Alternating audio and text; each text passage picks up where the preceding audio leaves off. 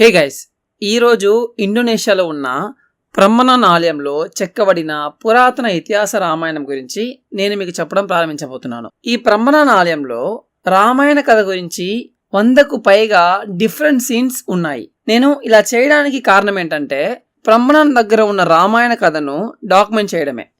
ఇదే బ్రహ్మనాన్ రామాయణం యొక్క శిల్పం. ఇందులో రాముడు ఎక్కడ ఉన్నాడో మీరు చెప్పగలరా? ఇంట్రెస్టింగ్ అయిన విషయం ఏంటంటే రాముడును లేదా అతని బంధువులను ఎవరిని కూడా ఇక్కడ చెక్కలేదు. అండ్ ఇది భూమి కూడా కాదు. ఇక్కడ రామాయణ కథకు బదులుగా స్వర్గంలో ఒక పెద్ద పాముపై కూర్చున్న విష్ణువును చూపిస్తూ ప్రారంభమవుతుంది. దురదృష్టవశాత్తు ఇతని ముఖం ధ్వంసమైంది. కానీ మనం ఫోటోషాప్ని ఉపయోగించి దాన్ని మళ్ళీ రీక్రియేట్ చేద్దాం. అది విష్ణు అని మనకు ఎలా తెలుసు?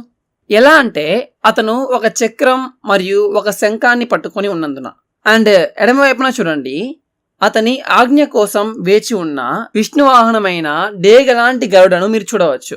అండ్ కుడివైపున అతని ముందు కూర్చుని సహాయం కోసం అడుగుతున్న 5 బొమ్మలను మీరు చూడవచ్చు. విష్ణువు స్వర్గం నుండి భూలోకానికి రావాలని మరియు రావణుడు అనే దుష్ట రాక్షసుడి నుండి తమను రక్షించాలని వారు కోరుకుంటున్నారు. రావణుడు రాజులను, సాధువులను మరియు సామాన్యులను భయభ్రాంతులకు గురి చేస్తున్నాడని ఈ 5 విష్ణువును భూమిపైకి వచ్చి రాక్షసుడిని నాశనం చేయమని ఒప్పించడానికి వచ్చారు. దీన్ని విష్ణువు అంగీకరిస్తాడా? విష్ణువు వారికి సహాయం చేయాలని నిర్ణయించుకుని భూమిపై మానవుడిగా జన్మించాడు. ఆ శిశువే ఈ రాముడు. ఇప్పుడు భారతీయ రామాయణం ఇలా మొదలవదు, అలానే ఇండోనేషియా రామాయణం కూడా ఇలా మొదలవదు. భారతీయ రామాయణాన్ని వాల్మీకి రాశారు. అండ్ ఇండోనేషియా వెర్షన్ను కాకవిన్ రామాయణం అని పిలుస్తారు. కానీ ఇక్కడ మనకు కనిపించేది బ్రహ్మనాన్ రామాయణం. ఇది అన్ని రామాయణాల కంటే చాలా డిఫరెంట్గా ఉంటుంది. ఇక్కడ ఈ ఓపెనింగ్ సీన్ లాగానే అన్నిటికీ డీవియేట్ చేస్తుంది. కాబట్టే దీన్ని నేను బ్రహ్మనాన్ రామాయణం అని పిలుస్తున్నాను. కానీ దీని రామాయణంలోని ఫస్ట్ సీన్గా ఎందుకు చెక్కారు? భారతీయ రామాయణం మరియు ఇండోనేషియా రామాయణం ఈ 2 రాముని తండ్రి అయిన దశరథ మహారాజు గురించి మాట్లాడడం ద్వారా వచనాన్ని ప్రారంభిస్తారు. సో శిల్పి రాజును ఎందుకు చెక్కలేదు, విష్ణువునే చెక్కాలని ఎందుకు డిసైడ్ అయ్యారు? ఎందుకంటే అప్పట్లో హిందువులు చాలా భక్తితో ఉండేవారు. నేటికి కూడా చాలా మంది హిందువులు దేవుని పూజించే ప్రతి పనిని స్టార్ట్ చేస్తారు. కాబట్టి శిల్పులు మానవుని చెక్కి దాని ద్వారా కథను స్టార్ట్ చేయాలని అనుకోలేదు. సో వారు ప్రార్థన రూపంలో విష్ణువుని చెక్కి ఈ ప్రయత్నాన్ని స్టార్ట్ చేశారు. ఇప్పుడు ఇండోనేషియా శిల్పులు స్వర్గాన్ని ఎలా ఊహించుకున్నారో చూడడానికి చాలా ఇంట్రెస్టింగ్గా ఉంది. ఇక్కడ వారు పాల సముద్రాన్ని చూపిస్తున్నారు. విష్ణువు ఈ పెద్ద పాముపై కూర్చున్నాడు. ఇది దాని కోరలను చూపిస్తూ చాలా కోపంగా కనిపిస్తుంది. అండ్ దాని పడగ చూడండి ఎలా విశాలంగా తెరిచి ఉందో.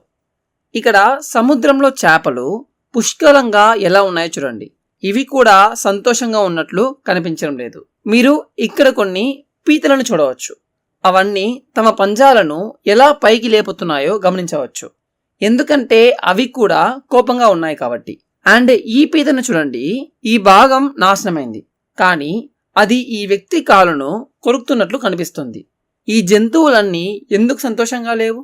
ఎందుకంటే వారందరూ విష్ణును ప్రేమిస్తున్నారు కాబట్టి. తమ ప్రియమైన యజమాని ఈ స్వర్గపు ప్రదేశాన్ని విడిచిపెట్టి భూలోకానికి వెళ్ళి బాధపడడం వారికి ఇష్టం లేదు. ఇప్పుడు ఇక్కడ మరొక మనోహరమైన వివరణ ఉంది. ఈ శంఖాన్ని చూడండి, బాగా గమనించండి. దీనికి రెక్కలున్నాయి, అది ఎగిరే శంఖం. కానీ మనం దీని గురించి తర్వాత మాట్లాడుకుందాం. అండ్ ఈ 5 వ్యక్తులు ఎవరు? 5 ఎందుకున్నారు? ఇక్కడ తాత్పర్యం ఏంటంటే ఇవి పంచభూతాలు అని పిలువబడే 5 అంశాలు: భూమి, అగ్ని, నీరు, గాలి మరియు అంతరిక్షం. వారు గ్రహాన్ని నాశనం చేస్తున్నందున రావణుణ్ణి మరియు అతని దురాగతాలను పట్టుకోలేకపోయారు. సో దేవుడొచ్చి భూగోళాన్ని రక్షించాల్సిన సమయం ఇదే. ఇప్పుడు వెంటనే కుడివైపున చూస్తే మీరు ఈ భూమిపై ఏం జరుగుతుందో చూడవచ్చు. ఇక్కడ ఈ రాజు మరియు అతని రాణి వారి రాజభవనంలో వారు సరదాగా గడపడాన్ని మీరు చూడవచ్చు. ఎవరు వాళ్ళు? వీళ్ళే రాముడికి సంభవ్య తల్లి మరియు తండ్రి. వారే రాముడికి జన్మనివ్వబోతున్నారు. కానీ ఇక్కడ పెద్దగా ఊహించిన విధంగా ఏం లేదు. వారు కేవలం రాజు మరియు రాణి ఏదో తింటున్నట్లు చూపిస్తున్నారు కదా. ఇక్కడ రాజు తన అరచేతిలో ఏదో పట్టుకుని ఉన్నట్లు, అందులో కొంత భాగాన్ని రాణికి ఇస్తున్నట్లు మీరు చూడవచ్చు. రాణి కూడా తన చేతిలో ఏదో పట్టుకొని ఉంది. మీరిక్కడ చూస్తే ఒక కుండ నిండా ఏవో ఉన్నాయి చూడండి. శిల్పి కూడా ఇందులో ఉన్నది ఏంటని మనకు చూపిస్తున్నాడు. అది ఏంటంటే కీర్ అని పిలువబడే ఒక సెమీ సాలిడ్ రైస్ డెసర్ట్. ఒకవేళ మీరు రామాయణం చదివి ఉండకపోతే ఈ చక్రం మీకు అర్థం కాదు. అప్పుడు ఈ చక్రాన్ని చూసి రాముడి యొక్క తల్లిదండ్రులు రాజభవనంలో కూర్చొని భోజనం చేస్తున్నారని మీరు చెప్తారు. కానీ కాదు. రామాయణం ప్రకారం చూసుకుంటే రాణి రాముడిని సహజంగా గర్భం దాల్చలేదు. ఎందుకంటే రాముడు మనిషి కాదు కాబట్టి. సో రాజు రాణికి పాయసాన్ని ఇస్తాడు. ఆ పాయసం తిన్న తర్వాత ఆమె గర్భవతి అవుతుంది. సో ఇది భూమిపై రాముడి యొక్క పుట్టుకను చూపించే చాలా ముఖ్యమైన సన్నివేశం. అండ్ ఇప్పుడు పైన మీరు 2 కాకులను చూడవచ్చు. వాటిని ఇక్కడ ఎందుకు చెక్కారు? ఈ పైన ఉన్న స్థలం ఖాళీగా ఉండకుండా దానిని పూరించడానికి శిల్పి ఈ 2 కాకులను చెక్కారా? కాదు. ఈ అత్యాశ కాకి లేకపోతే అసలు రామాయణమే లేదు. ఈ కాకి పరధ్యానంలో ఉంది. కానీ ఈ కాకి ఇక్కడ ఉన్న బియ్యపు పాయసాన్ని తినడానికి రెడీగా ఉంది. కాకులు ఎల్లప్పుడూ ఇలా చేస్తూనే ఉంటాయి కదా. కానీ ఇక్కడ ఏం జరిగిందో మీకు తెలుసా? రాణి పాయసం తింటుండగా ఈ కాకి అందులో కొంత భాగాన్ని లాక్కొని ఎగిరిపోయింది. అది ఎగురుతూ ఉండగా ఆ పాయసం ఒక మహిళ నోటిలోకి పడిపోయింది. సో ఆమె అనుకోకుండా దానిని మింగిన తర్వాత ఆమెకు ఏం జరుగుతుందంటే ఆమె రామాయణంలో కీలక పాత్రను పోషిస్తున్న ప్రసిద్ధ వానర దేవుడైన హనుమంతుడికి జన్మనిస్తుంది. మళ్ళీ ఇంతకు ముందున్న కథను కూడా రామాయణ గ్రంథాలలో ప్రస్తావించలేదు. కానీ ఇండోనేషియన్లు మరియు కొంతమంది భారతీయులు కూడా దీనిని నమ్ముతున్నారు. దీన్ని టైనీ రామాయణ అనే ఒక సైట్లో ప్రస్తావించారు. సో ప్రతి చిన్న డీటెయిల్ను కూడా ఎంత చక్కగా చెక్కారో చూడండి. ఇక్కడ ఉన్న ప్రతి దానికి ఒక అర్థం ఉంది. మీరు ఎంత ఎక్కువగా చూస్తారో అంత ఎక్కువగా వీటిని అర్థం చేసుకుంటారు. ఈ చెక్కడంలో రాజు మరియు అతని 3 భార్యలు మరొక వ్యక్తితో మాట్లాడడం మనం చూడవచ్చు. ఎవరతను? అతను ఒక సాధువు.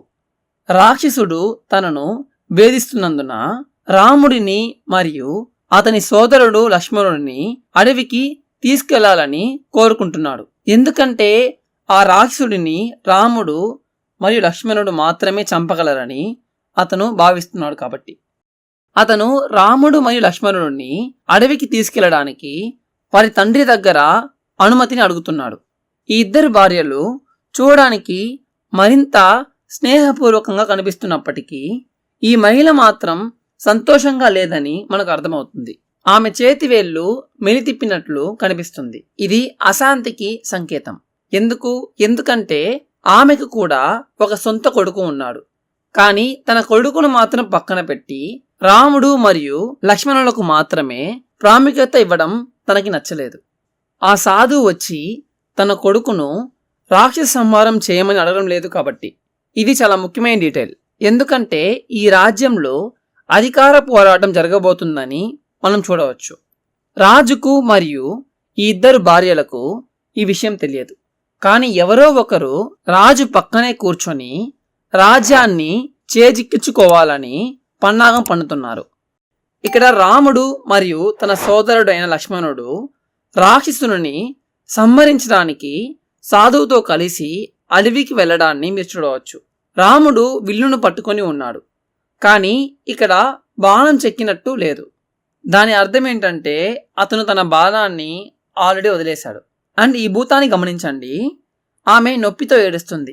ఎందుకంటే రాముడు వదిలిన బాణం ఆమె ఛాతికి తగిలినందున బాధపడుతుంది. నిజానికి ఆమె తాటక అనే ఒక ఆడ రాక్షసి.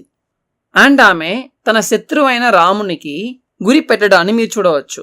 కానీ పురాతన నిర్మాణదారులు ఇక్కడ భౌతిక శాస్త్రానికి సంబంధించిన కొన్ని నియమాలను ఉపయోగించారు. అవేంటో మీరు చెప్పగలరా?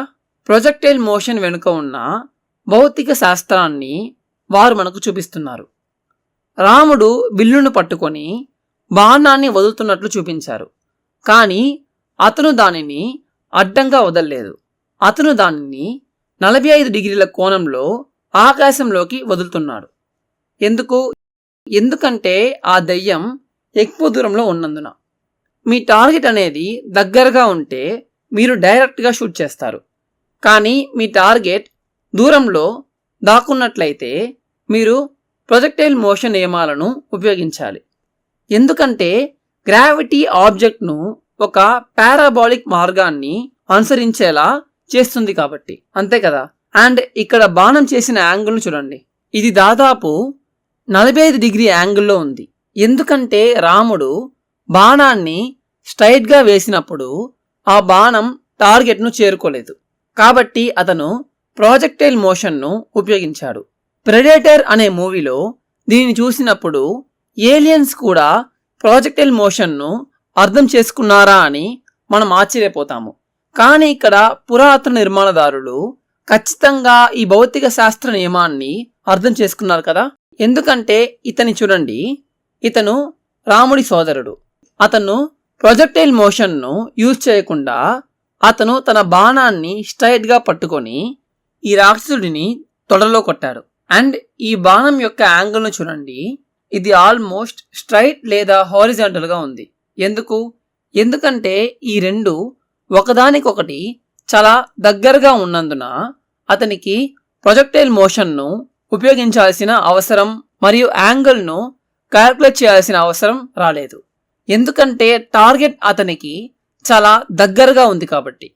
పురాతన నిర్మాణదారులు సైన్స్ మరియు భౌతిక శాస్త్రాన్ని చాలా ప్రాక్టికల్ వేలో అర్థం చేసుకున్న చాలా మనోహరమైన వివరాలు ఇక్కడ ఉన్నాయి. మళ్ళీ ఇప్పుడు ఇది అసలు రామాయణంలో లేదు, కానీ ఈ రాక్షసుడి యొక్క తొడలో మాత్రమే కొట్టాడు కాబట్టి అతను చనిపోడు. అతని పేరే మారీచ. మారీచాను గుర్తుపెట్టుకోండి, ఎందుకంటే అతను తిరిగి వచ్చి తర్వాత కీలక పాత్రను పోషిస్తాడు. కొన్నిసార్లు మీ శత్రువులను వదిలివేయడం కంటే వారిని అంతం చేయడమే మంచిది. సో మారీచాకు ఏం జరుగుతుంది? అతను తన బుద్ధిని మార్చుకున్నాడా? లేదు. అతను సాధువును మరియు అతని శిష్యులను వేధించడానికి తన సోదరుడితో తిరిగి వస్తాడు. ఇక్కడ ఖచ్చితంగా శరీరం గురించి చెప్తున్నట్లు నాకు అనిపిస్తుంది. రాక్షసులు ఎల్లప్పుడూ అధిక బరువుతో అస్తవ్యస్తంగా మరియు అగ్లిగా ఉంటారు. అలానే మంచి వ్యక్తులు ఎల్లప్పుడూ ఫిట్గా చక్కటి ఆహార్యంతో మరియు అందంగా కనిపిస్తారు. ఇది కుడివైపున ఉన్న ఈ రెండు రాక్షసులకు మరియు వారితో పోరాడుతున్న ఈ ముగ్గురు వ్యక్తులకు మాత్రమే వర్తిస్తుంది. ఈ మధ్యలో ఉన్న వ్యక్తి రాముడు. అతను ఎంత అందంగా ఫిట్గా మరియు చక్కటి ఆహార్యంతో ఉన్నాడు చూడండి. కానీ ఇది ఎడమ వైపున ఉన్న ఈ సాధువు మరియు అతని శిష్యులకు కూడా వర్తిస్తుంది. వారు కూడా సన్నగా మరియు చక్కటి ఆహార్యం కలిగి ఉన్నారు చూడండి. ఈ ముగ్గురు ఇక్కడ ఏం చేస్తున్నారు? వారు యాగం అనే క్రతువు చేస్తున్నారు. వారి ముందు మీరు ఎత్తైన ప్లాట్ఫామ్ను చూడవచ్చు. ఈ ఎత్తైన ప్లాట్ఫామ్ లోపల ఈ కట్టెలను మరియు పైన మండుతున్న మంటలను మీరు చూడవచ్చు. ఈ హిందూ ఆచారాలను నేటికి నిర్వహిస్తున్నారు. ఈ శిల్పాలన్నీ సుమారు 1200 సంవత్సరాల నాటివి, కానీ నేటికి కూడా అదే సంప్రదాయాన్ని అనుసరిస్తున్నారు. ఎవరైనా ఒక ఇల్లును కొన్నప్పుడు లేదా పెళ్లి వేడుకలు జరిగినప్పుడు మరియు శుభదినాలలో కూడా ఇవే ఆచారాలు నిర్వహించడం మీరు చూస్తుంటారు.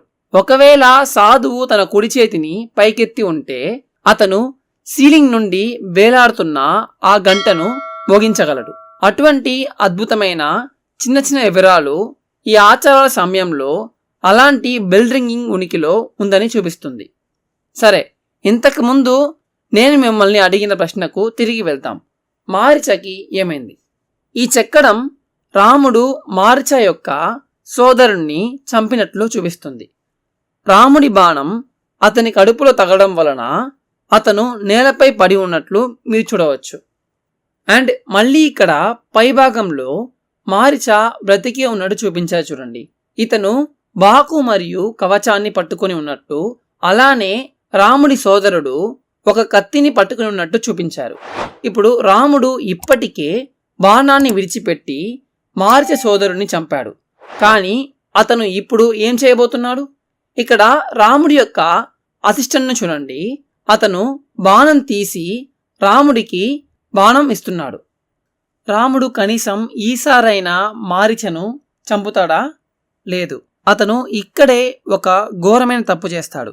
ఏంటంటే అతను మారీచను చంపాలని కోరుకోడు.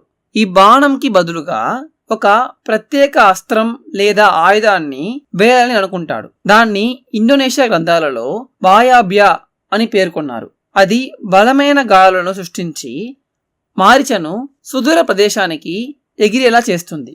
వాయాబ్య అనేది వాయుదేవుడి యొక్క వాయు పేరు పెట్టబడిన వాయాబ్య అస్త్రం యొక్క వక్రీకరణ. ఇది చాలా ముఖ్యమైన చెక్కడం.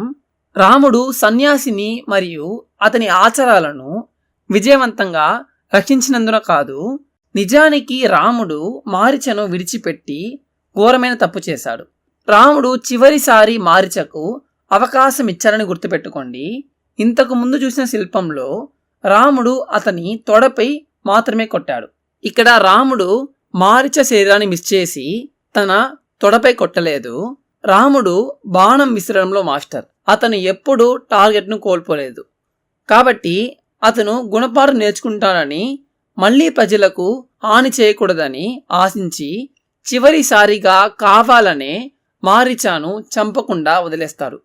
కానీ మారీచ మళ్ళీ సాధువును మరియు అతని సన్యాసిని వేధించాడు. సో మారీచ పశ్చాత్తాప పడని, తనను తాను సరిదిద్దుకోలేనని రాముడికి అర్థమై ఉండాలి.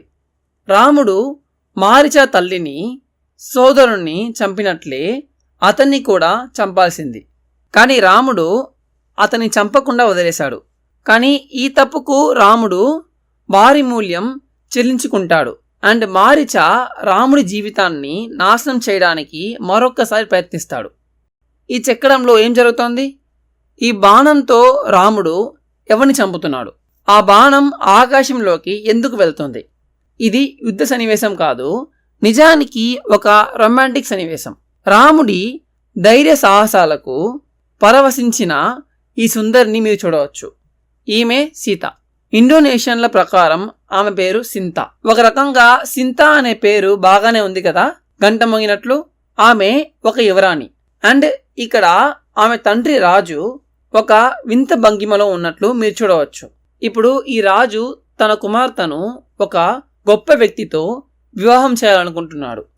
కానీ సీత సాధారణ మనిషి కాదు. ఆమె చిన్నతనంలోనే ఎవరు ఎత్తలేని ఈ విల్లును ఆమె ఎత్తగలిగింది. ఈ విల్లును శివుని విల్లుగా పరిగణిస్తారు. దానిని ఎవరు కదపలేరు. కానీ సీత దానిని సులభంగా కదిలించగలిగింది. కాబట్టి సీతను వివాహం చేసుకోవాలి అనుకునేవాడు ఈ విల్లును ఎత్తగలిగి దాని నుండి బాణాన్ని వేయగలిగి ఉండాలి. అనేక రాజ్యాల నుండి రాజులు మరియు యువరాజులు ఈ పోటీలో పాల్గొనడానికి వచ్చారు. ప్రతి ఒక్కరూ ఈ విల్లును ఎత్తడంలో ఫెయిల్ అయ్యారు. కానీ రాముడు విజయవంతంగా ఈ విల్లు నుండి బాణం వేయడాన్ని మీరు చూడవచ్చు. అండ్ సీత దానిని ఖచ్చితంగా ఇష్టపడుతుంది. ఇది చూసిన తర్వాత ఆమె తండ్రి కూడా చాలా సంతోషించారు. అలానే ఇక్కడ ఉన్న వారంతా రాముడి ఘనతని చూసి నమ్మలేకపోవడాన్ని ఈ చెక్కడంలో చూపించారు. చూడండి, నెక్స్ట్ సీన్లో రాముడు సింతాను వివాహం చేసుకోబోతున్నాడని ఈ చట్టం నిర్ధారిస్తుంది. కానీ ఇక్కడ చాలా ముఖ్యమైన వివరణ ఒకటి ఉంది. రాముడి యొక్క సోదరుడు విల్లు నెత్తడాన్ని ఇక్కడ చూపించారు. ఇది ఒక విచిత్రమైన ట్విస్ట్. ఇది భారత రామాయణంలో ఎక్కడా ప్రస్తావించలేదు. కానీ అతని సోదరుడు విల్లును ఎలా పైకి లేపుతున్నాడో మీరు చూడవచ్చు. ఎందుకలా? ఎందుకంటే ఇండోనేషియన్ల ప్రకారం రాముడు ఈ పోటీలో పాల్గొనడానికి చాలా అయిష్టంగా ఉన్నాడు. అతను ఈ కార్యక్రమానికి నేరుగా సాధువు యొక్క ఆశ్రమం నుండి వచ్చాడు. అతను తన తల్లిదండ్రుల ఆమోదం పొందలేదు, వారికి కూడా తెలియజేయలేదు.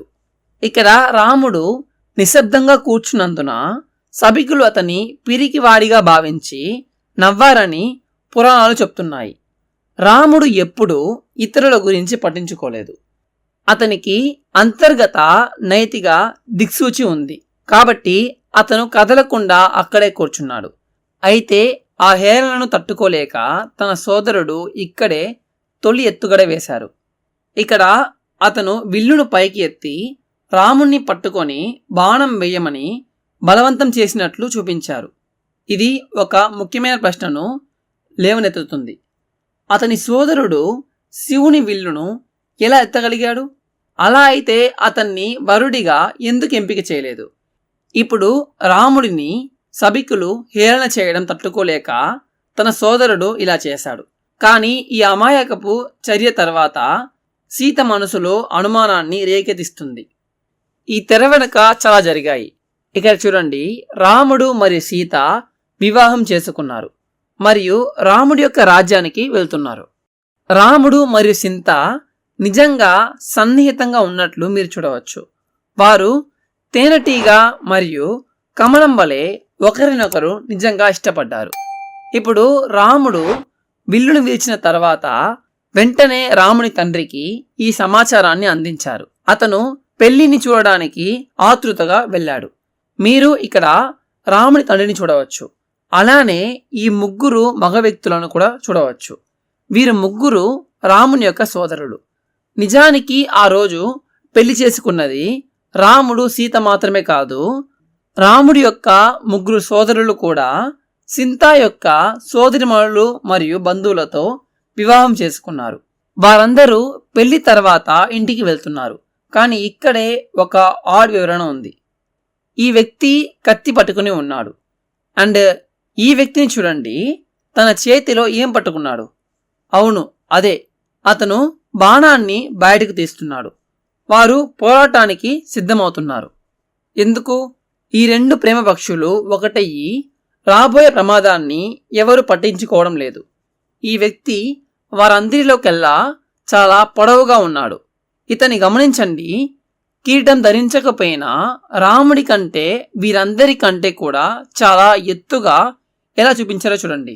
ఇతన్ని యోధుడైన రాముడిలా క్లీన్ షేవ్ చేసుకున్నట్టు చూపించలేదు. ఇతన్ని గడ్డం మీసాలతో ఎలాంటి ఆభరణాలు లేకుండా చూపించారు. ఇతను రుద్రాక్ష పూసలను మాత్రమే ధరించినట్లు చూపించారు. అండ్ ఎలాంటి ఆభరణాలు లేవు. ఇది యోధుల కంటే పూర్తి విరుద్ధంగా ఉంది. ఎవరతను? అతని పేరు రాముడు, పరశురాముడు. ఇంతకీ పరశురాముడు ఎవరు? అతను కూడా విష్ణువు యొక్క అవతారం. కానీ అతను బ్రాహ్మణ కులానికి చెందినవాడు. అతను యోధుడైన రాముడిని ఎదుర్కొంటాడు మరియు అతనిని ద్వంద్వ యుద్ధానికి సవాలు చేస్తాడు. అతని వంశం విచిత్రమైన యోధుల వంటి సాధువుతో నిండి ఉంది. ఈ వ్యక్తి ముఖం చూడండి. వీరంతా చాలా సీరియస్గా ఫైట్ కోసం చూస్తూ ఉండగా పెద్ద మీసాలతో చివర్లో ఉన్న ఈ వ్యక్తి మాత్రం రాముని చూసి చాలా సంతోషంగా ఉన్నాడు. కానీ ఇక్కడ రెండు విచిత్రమైన చక్రాలు ఉన్నాయి.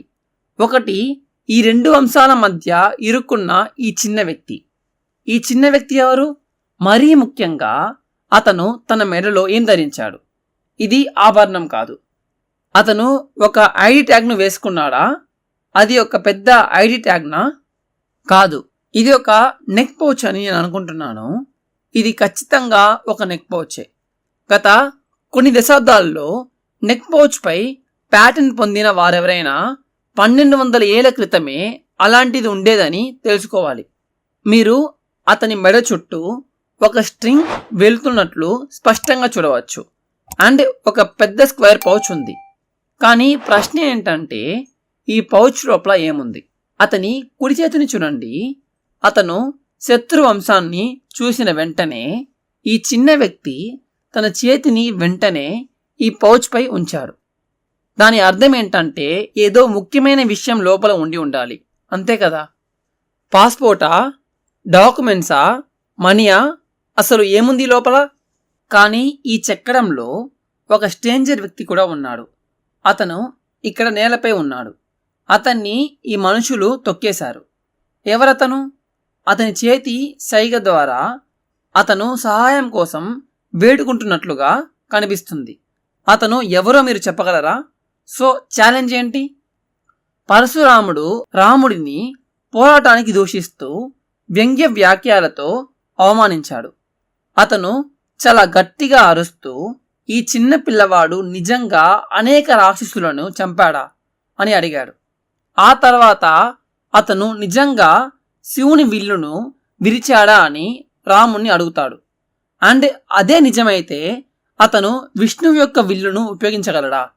పరశురాముడు తన సొంత విల్లుని రామునికి ఇచ్చి విల్లును ఉపయోగించమని సవాలు చేస్తాడు.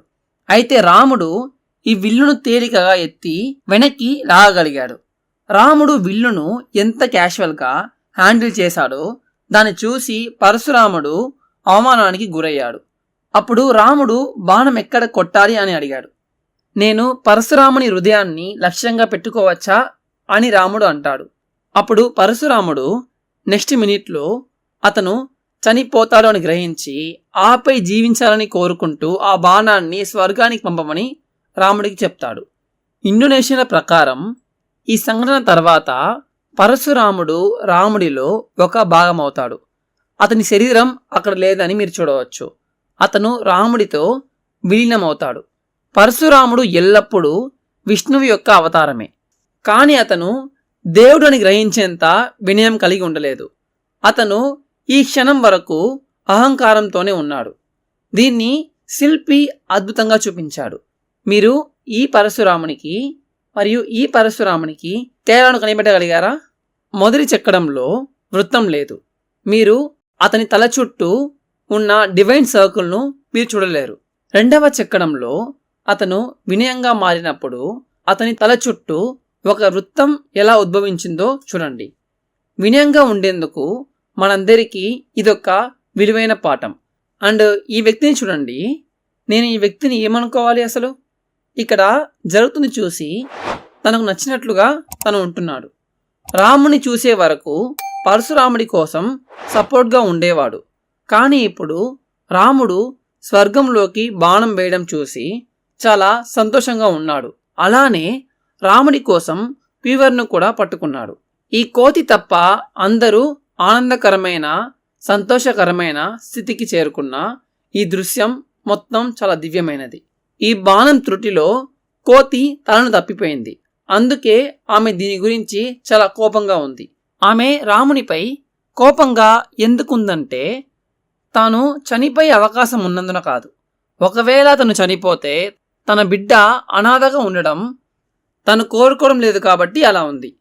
ఆమె వీపును చూడండి. అవును, ఆమె వీపుపై ఒక కోతి పిల్ల ఉంది. ఆ బాణం తల్లికి తగిలి ఉంటే వారిద్దరూ చనిపోయేవారు. కానీ క్రింద చూడండి, మనం నిజంగా మాట్లాడుకోవాల్సిన మరో జంతువు ఉంది. ఈ పొదల్లోంచి బయటకు వస్తున్న ఈ పాము గురించి కాదు. ఈ జంతువును చూడండి. ఇది చూడడానికి ఒక బాల్ లా కనిపిస్తుంది, కానీ జాగ్రత్తగా చూడండి. మీరు దానిపై ఉన్న స్కేల్స్ని చూడవచ్చు.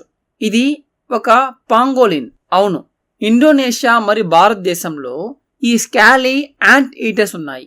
అండ్ అవి నడుస్తున్నప్పుడు చాలా అందంగా కనిపిస్తాయి. కానీ మీరు వాటిని బెదిరిస్తే అవి మరింత ఆకర్షణీయంగా ఉంటాయి. అవి ఒక బాల్ లాగా ముడుచుకుంటాయి. ఇక్కడ మీరు దాని తలను, దాని కాలును మరియు చుట్టూ తిరిగే పొడవాటి తోకను చూడవచ్చు. అండ్ పాంగోలిన్ పక్కనే గొడుగు ఆకారంలో ఉన్న ఈ 3 నిర్మాణాలను మీరు చూడవచ్చు. ఏంటవి? ఇవి పుట్టగొడుగులు కదా. వీటిని ఇక్కడ ఎందుకు చెక్కారు? వాటి ప్రాముఖ్యత ఏంటి? ఇక్కడ వారందరూ ఇంటికి చేరుకున్నారు. ఇక్కడ ఒక గొప్ప రాజభవన వాతావరణం కనిపిస్తుంది. ఇక్కడ కొత్త జంట అయిన రామ మరియు సీత కలిసి కూర్చోవడం మనం చూడవచ్చు. అండ్ వారు ఒకరితో ఒకరు చాలా ప్రేమగా ఉన్నారు చూడండి. పురాతన గ్రంథాలు సీత మరియు రాములను కమలం మరియు తేనెటీగతో పోలుస్తాయి. వారు ఎల్లప్పుడూ ఒకరినొకరు ఆకర్షిస్తారు. వారికి ఎడమ వైపున 2 యువకులు వారిని గమనిస్తున్నారు చూడండి. మీరు వారి ఫేస్లో ఉన్న క్యూరియాసిటీని చూడవచ్చు. ఇప్పుడు పై భాగంలో చూడండి. ఎడమ వైపున ఉన్న 2 పక్షులు ఒకదానికొకటి ముద్దు పెట్టుకున్నట్లు మీకు కనిపిస్తుంది. అండ్ కుడివైపున వాటిని గమనిస్తున్న మరో 2 పక్షులను మీరు చూడవచ్చు. ఈ 2 పక్షులు ఈ 2 వ్యక్తులను సూచిస్తున్నాయి. అలానే ఈ 2 పక్షులు ఈ 2 పిల్లలను సూచిస్తున్నాయి. పక్కపక్కనే ఉన్న ఈ పక్షులు మరియు మానవులు ఒకే విధమైన బిహేవియర్ను, రొమాన్స్ను అండ్ గమనించడాన్ని ప్రదర్శిస్తున్నారు. ఇప్పుడు మీరు ఈ జంట పక్కన పేర్చబడిన వివిధ రకాల ఆహారాన్ని చూడవచ్చు. ఇది ఇప్పటికీ హిందువులలో సాంప్రదాయంగా ఉంది. వివాహం చేసుకున్న జంట యొక్క మొదటి రాత్రి గది మొత్తం పండ్లు మరియు డెజర్ట్లతో పేర్చబడి ఉంటుంది. దిగువ ఉన్న ఎడమవైపున మీరు స్వీట్స్ను చూడవచ్చు. పైభాగంలో ఈ యాపిల్స్ లాంటి ఫ్రూట్స్ని చూడవచ్చు. అయితే గత కొన్ని శతాబ్దాల వరకు ఈ యాపిల్స్ ఇండోనేషియాకు చేరుకోలేదు. ఇవి వుడ్ యాపిల్స్. వీటిని ఇండోనేషియాలో కవిస్టా అని కూడా పిలుస్తారు. ఆ పక్కనే వాటర్ మెలాన్స్ ఉన్నాయి చూడండి. అండ్ ఈ రైట్ కార్నర్లో మీరు మామిడి పండ్లను చూడవచ్చు. ఈ పండ్లన్నిటినీ ఈ కాయిర్ బ్యాగ్లో ఎలా ఉంచాలో చూడండి. నేటికి మనం ఇండోనేషియాలో కూడా అదే డిజైన్ను ఉపయోగించిన ఇటువంటి కాయిర్ బ్యాగ్స్ను చూడవచ్చు. ఈ పండ్ల క్రింద మీరు చాలా కొబ్బరికాయలను మరియు అరటి పండ్లను చూడవచ్చు. అండ్ వీటన్నిటికీ క్రింద మీరు ఒక రహస్య పెట్టెను చూడవచ్చు. ఆ పెట్టె లోపల ఏముండబోతుందో అని నేను ఆశ్చర్యపోతున్నాను. ఇది $1 మిలియన్ ప్రశ్న. ఆ పెట్టె ఏం దాచుతుంది? ఒక రకమైన పురాతన వచనం ఉందా, లేదా పురాతన పరికరం, లేదా మరేదైనా ఉందా? లేదు. ఈ పెట్టెలో కొన్ని నట్స్ అంటే చెస్ట్నట్స్, వాల్నట్స్ లేదా కనీసం పీనట్స్ వంటి కొన్ని గింజలు ఉన్నాయని నేను మీకు గ్యారంటీ ఇస్తున్నాను. నేను ఇలా ఎందుకు చెప్తున్నాను? ఎందుకంటే దాని పక్కనే ఒక ఉడత ఆ పెట్టెను తెరవడానికి ప్రయత్నిస్తుంది చూడండి. ఇది చాలా అసహజమైనది. ఉడతలు పండ్లపై పిచ్చిగా ఉంటాయి. ఈ పండును చూస్తుంటే ఇది క్యాండీ స్టోర్లో పిల్లవాడిలా నటించాలి. సాధారణంగా చూసుకుంటే ఉడత ఇక్కడ ఉన్న ప్రతి పండ్లను కొరకడం ప్రారంభించాలి. కానీ ఉడత ఒక్క పండును కూడా ముట్టుకోలేదు. ఎందుకంటే ఉడతలు పండ్ల కంటే ఎక్కువగా ఇష్టపడే వస్తువు ఏదైనా ఉందంటే అది గింజలే. ఈ ఉడత ఆ పెట్టె లోపల ఉన్న డెలిషియస్ నట్స్ను పసిగట్టగలదు. కానీ దాన్ని తెరవలేక నిర్విరామంగా పెట్టె చుట్టూ తిరుగుతోంది. ఇప్పుడు ఈ ఉడతలను పట్టుకోవడానికి రాజకుటుంబంలో పెంపుడు పిల్లులు లేదా కుక్కలు లేవా? పురాతన కాలంలో వారికి ఎలాంటి పెంపుడు జంతువులు ఉండేవి? ఉడత కూడా పెంపుడు జంతువే. దాని యొక్క మెడవైపు చూడండి. దాని మెడకు గంట కట్టి ఉంది. కాబట్టి ఈ ఉడత దంపతుల గదిలోకి ప్రవేశించి నట్స్ను తింటుందని వారికి తెలుసు. అందుకే వారు డీస్ నట్స్ను పెట్టెలో భద్రంగా ఉంచారు. ఈ వివరాలను ఇండోనేషియా రామాయణంలో, భారతీయ రామాయణంలో లేదా ప్రపంచంలోని ఏ రామాయణంలో వ్రాయలేదు. ఇది ప్రాచీన శిల్పుల మనసులోంచి బయటకు వస్తుంది. దీన్ని చెక్కిన వ్యక్తి బహుశా తన ఇంటిలో పెంపుడు ఉడతను కలిగి ఉండొచ్చు.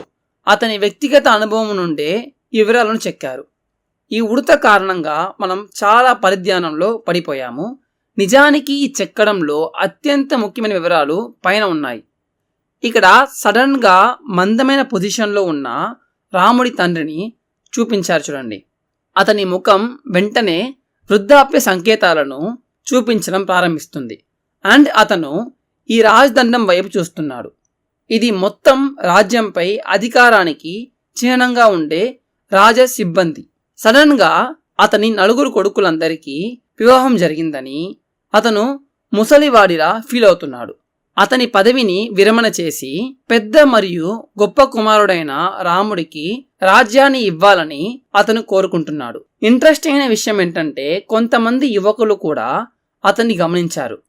వారి వేళ్లను వారు చంచలంగా మరియు ఆతృతగా ఉన్నట్లు చూపిస్తున్నారు. తర్వాత ఏం జరగబోతుంది?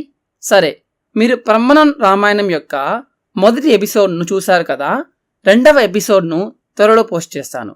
నేను ప్రవీణ్ మోహన్. చూసినందుకు చాలా థ్యాంక్స్. సబ్స్క్రైబ్ చేసుకోవడం మర్చిపోవద్దు. మరియు నేను త్వరలో మీతో మాట్లాడతాను. బాయ్.